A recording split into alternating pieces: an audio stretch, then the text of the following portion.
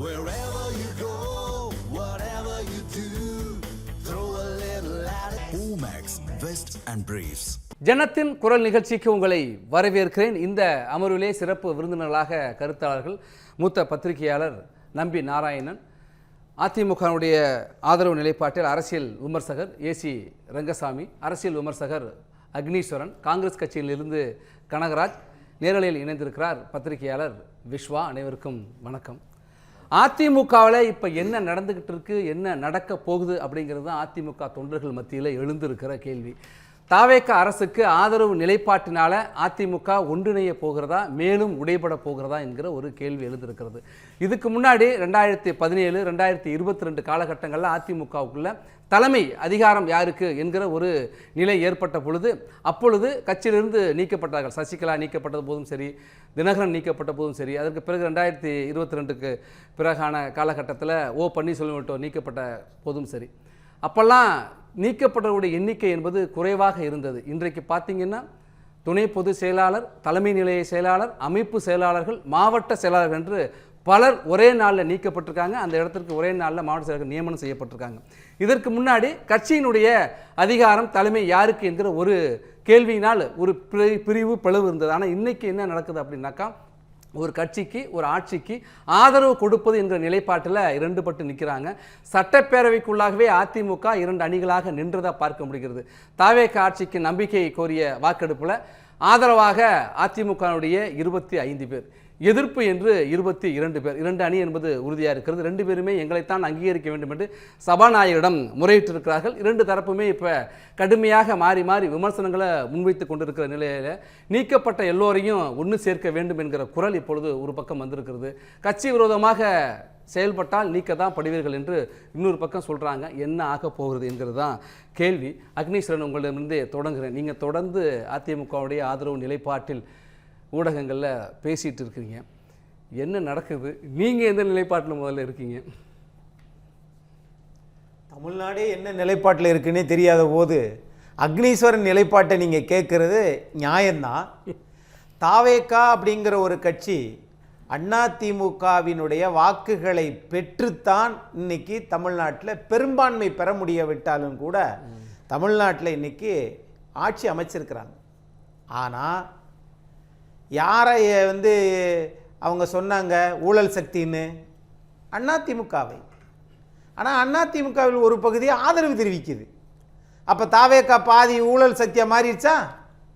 தீய சக்தி திமுக. அப்போ திமுகவில் இருக்கிற கூட்டணி கட்சிகள் பூரா பாதி முக்காவாசி ஆதரிச்சிச்சா திமுகவை தவிர? அப்போ ஊழல் சக்தியும் நீங்கள் தீய சக்தியும் சேர்ந்து இது இப்போ துணை சக்தியாக நின்றுருக்கு இன்னைக்கு தாவேகா. அந்த ரெண்டு பேருடைய துணை இல்லாமல் இது பெரும்பான்மை இல்லாத காரணத்தினால் இந்த நிலைமை.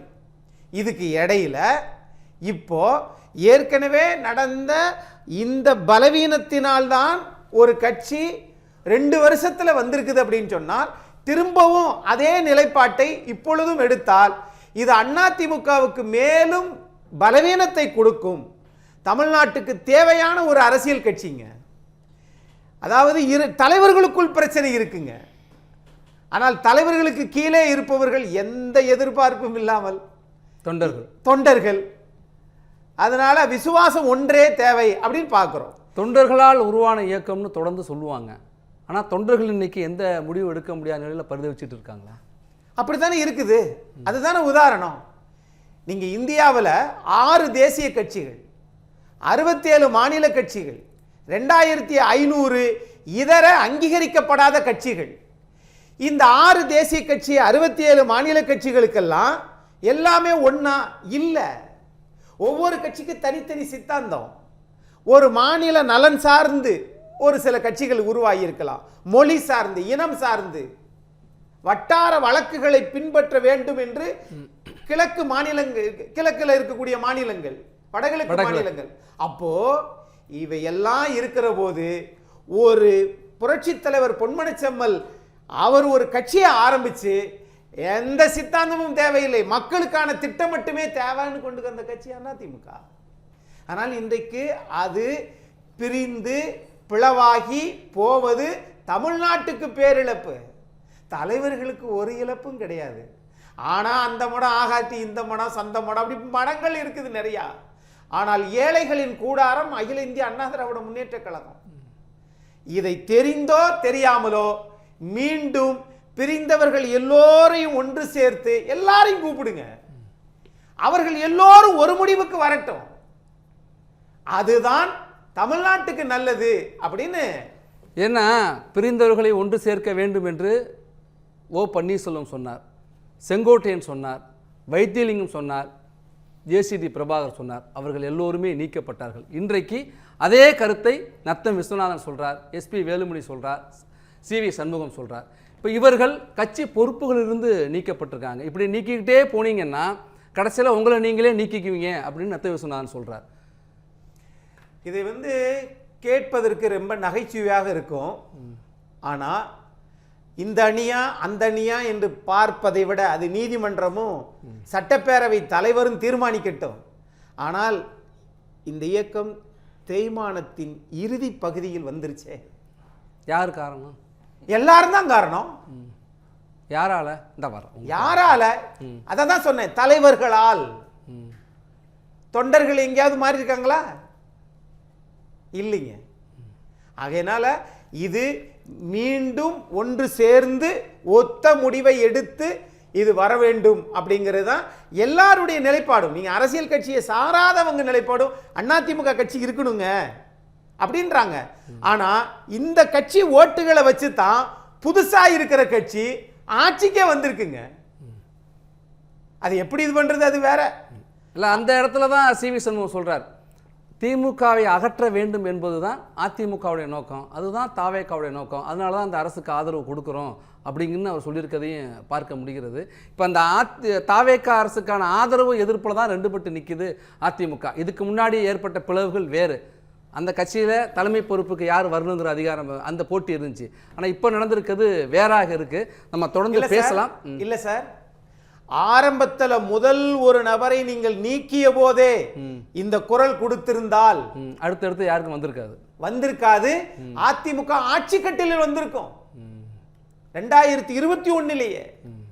ஆனா அப்பொழுதெல்லாம் தங்களுக்கு தேவையான பதவியை சுவைத்து விட்டு, இல்லைங்க திமுக ஆட்சிக்கு வந்துரும், இவங்க முதலமைச்சர் ஆயிருவாங்க, அதனால நாங்க இப்ப போறோம் அப்படின்னு சொன்னா இது சரி. அப்போ அமைதியாக இருந்தவங்க தான் இப்போ எல்லாரையும் நீக்கப்பட்ட போது அமைதியாக இருந்தவங்க தான் நீக்கப்பட்ட எல்லாரையும் ஒன்று சேருங்கன்னு சொல்லியிருக்காங்க. அக்னீஸ்வரன், யார் காரணம்? நிறைவு கருத்தும் சேர்த்து தாவேகாவினுடைய தலைவர் திரு விஜய் அவர்கள் தேர்தல் ரிசல்ட் வந்த உடனே 108 பேர்னு சொன்ன உடனே இங்கே 47 பேர் இருந்த அதிமுகவை உதவி கேட்டிருக்கணும்.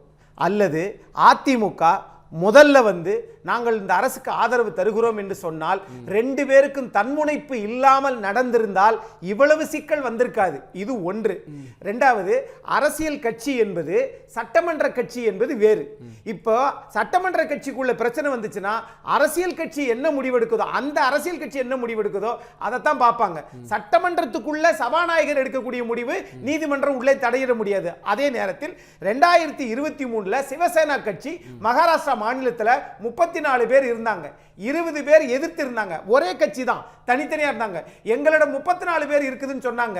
நீதிமன்றத்துக்கு போனாங்க. எண்ணிக்கை இங்கு முக்கியமில்லை, அந்த கட்சியினுடைய தலைமை யாரை ஆதரிக்கிறதோ அவர்கள் தான் சொல்லி இதுதான் அண்மையில் நடந்த தீர்ப்பு. அது ஒருபுறம். சார், இப்ப இந்த பொலிட்டிக்கல் கிராஃப் பாத்தீங்கன்னு வச்சுக்கோங்களேன், அது எல்லாருக்குமே எல்லா விஷயத்தையும் உணர்த்தி காட்டும். தமிழ்நாட்டில் எல்லா தலைவர்களும் இந்த பொலிட்டிக்கல் கிராஃபை இன்னைக்கு நைட்டு போய் பாருங்க, அப்பொழுது ஒரு விஷயம் புரியும். 52ல காங்கிரஸ் தமிழ்நாட்டு ஆளுங்கட்சியா இருந்தது, எதிர்க்கட்சியாக இருந்த கம்யூனிஸ்ட், ஃபார்வர்ட் பிளாக் போன்ற கட்சிகள் எல்லாம், எஸ்எஸ் படையாச்சி இவங்களுடைய கட்சிகள் எல்லாம் அன்னைக்கு எதிர்க்கட்சியா இருந்தது. 67ல திமுக வந்ததற்கு பிறகு அந்த 52ல குறைவான எண்ணிக்கையில தான் தனிப்பெரும்பான்மை காங்கிரஸ் பெறல, இந்த கட்சிகளுடைய இணைத்துக்கிட்டாங்க. அதான் சொல்றேன். அப்ப இருந்துச்சு, ஆனா ஆளுங்கட்சி காங்கிரஸா இருந்துச்சு. 67ல திமுக ஆளுங்கட்சியா வந்ததற்கு பிறகு காங்கிரஸ் எதிர்க்கட்சி ஆச்சு. 77ல என்னாச்சு? 77ல வந்ததற்கு பிறகு காங்கிரஸ் 3வது இடத்துக்கு போய் திமுக அதிமுகன்னு வந்துச்சு. 60 வருஷம் கழிச்சு இன்னைக்கு தாவேகா ஆட்சிக்கு வந்ததற்கு பிறகு 2ஆம் இடத்திற்கு திமுக போகிறது, 3ஆம் இடத்திற்கு அதிமுக போகிறது. இது ஒரு காலம் மாற மாற மாற மக்களுடைய மனநிலைக்கு ஏற்ற மாதிரி கட்சிகள் நடவடிக்கை இருக்குதுன்றத சட்டமன்ற தீர்ப்பு நமக்கு சொல்லுது. இதுல எல்லோரும் ஒன்றுபட வேண்டும். நீங்க இபிஎஸ்ஆ, எஸ்பி வேலுமணியா, சசிகலாமாவா, அல்லது இங்க டிடிவி தினகரனா, அதெல்லாம் வேண்டாம். எல்லோரும் இது எல்லாரும் அதிமுக வளர்ந்தவர்கள் தான். எல்லோரும் ஒன்று சேர்ந்து ஒன்றுபட்டால் மீண்டும் அதிமுக ஆட்சி அமைக்க வாய்ப்பு இருக்குது. அதெல்லாம் வாய்ப்பே இல்லைங்க. இந்தியாவில் மீண்டும் காங்கிரஸ் ஆட்சி அமைப்பிற்கு வாய்ப்பே இல்லை. நன்றி நன்றி நன்றி.